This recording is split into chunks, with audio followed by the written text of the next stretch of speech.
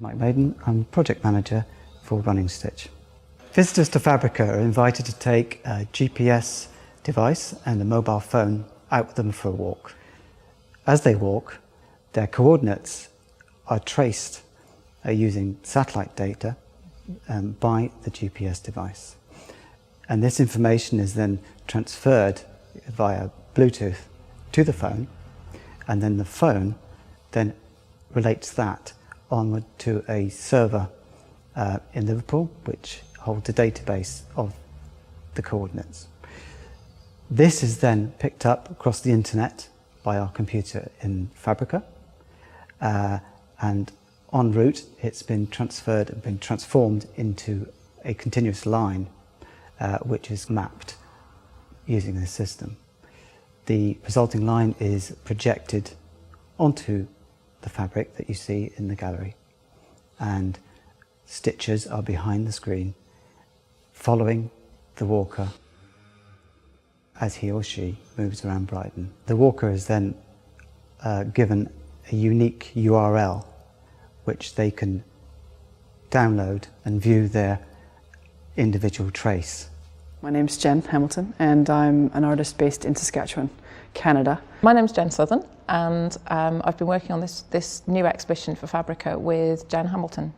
When we're working together, it seems to me I always talk in metaphor. I always drift off into metaphor, and maybe that's frustrating for Jen, I'm not sure.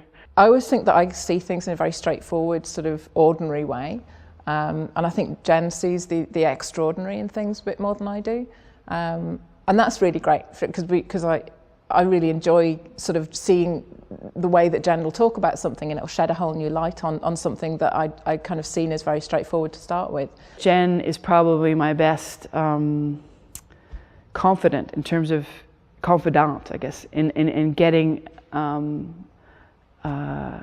the bottom of an idea.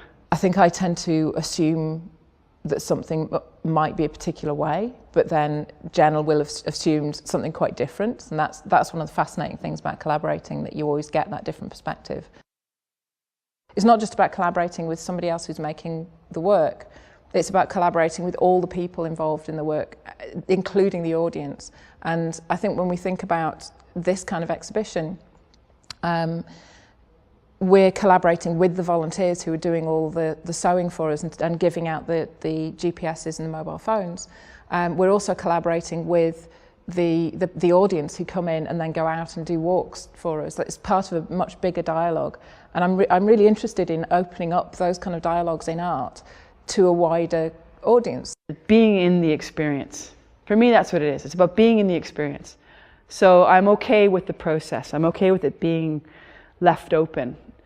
And I have found that that's left some audience members uncomfortable, but I always want to invite people to be a participant and be involved. It's like we're saying to people, here's a big ball of string, go out into the streets and walk around with it, and we'll look at what happens. And in a sense, that going out with a big ball of string, we're kind of doing that bit back here in the gallery. We're here with this needle, making that stringy trace of where somebody's been. Well, this camera here, in interview, acts like the GPS device. The GPS device influences where you go. That's what we're getting at in the work. And so when I say I can't, even when you just turn it on and I'm talking, it's just a little red light. There's no reason for me to actually change what it is I'm saying to you, but I know I'm more self-conscious about what it is I'm trying to say. So I don't actually say, I do say what I mean, but I say it in a different way than you just turn, you bend over, or you switch the camera off, and suddenly something comes out that is much more fluid, much more who I am, which is silly actually. There's no reason. So you go out into the streets, you have a little GPS device with you. It's almost as though the camera is on you. In fact, the camera is on you because you're being tracked. You've got cameras, you've got video, you can record things that go on in the world with a device. If you're interested in sound, you've got a thing that you can record sound with. For somebody interested in space and sculpture, you know, without turning it into images, how do you record that? And when we got the GPS, that was, for me, that was so exciting, because you get to record space, you get to record movement in space, and the physical relationship of things between, the physical relationships between things. You have a recording device. I really hope that people are able to undo their expectations of what they hope art to be, and just come in here with their hair, let their hair down, and go out and have some fun with the work and really enjoy it. I'm Ella Burns, and I job share the role of volunteer coordinator. Well, Fabrica couldn't exist without our volunteers. They're here to talk to people about the show and to explain the ideas behind each exhibition and to make it a welcoming place. During Running Stitch, the volunteers will actually be helping create the artwork. So they're going to be sewing every day. We're going to have 4 volunteers each day who will be behind the material, sewing along the routes that people take when they borrow the GPS units. From volunteering at Fabrica, people gain experience of actually working in a gallery and seeing behind the scenes.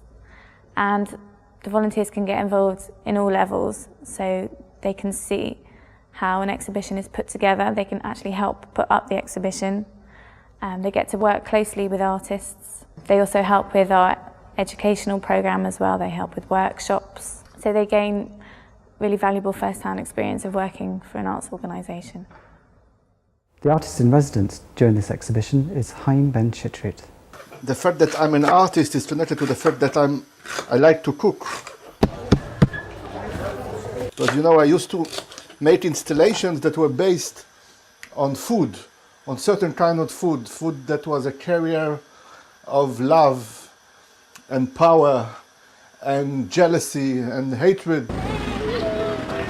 I have to do a vegetarian couscous because the Englishmen, some of them are. I'm going to feed the very same people that are part of my video project. So there are 2 stages to the process. One stage is that I took the English translation of many texts of my previous work. And the idea is to give some of the texts to you to read. When I do video, I feel that I'm still somewhere a painter. But I regard the elements that I photograph and I collect as part of a big palette of colors with a lot of nuances.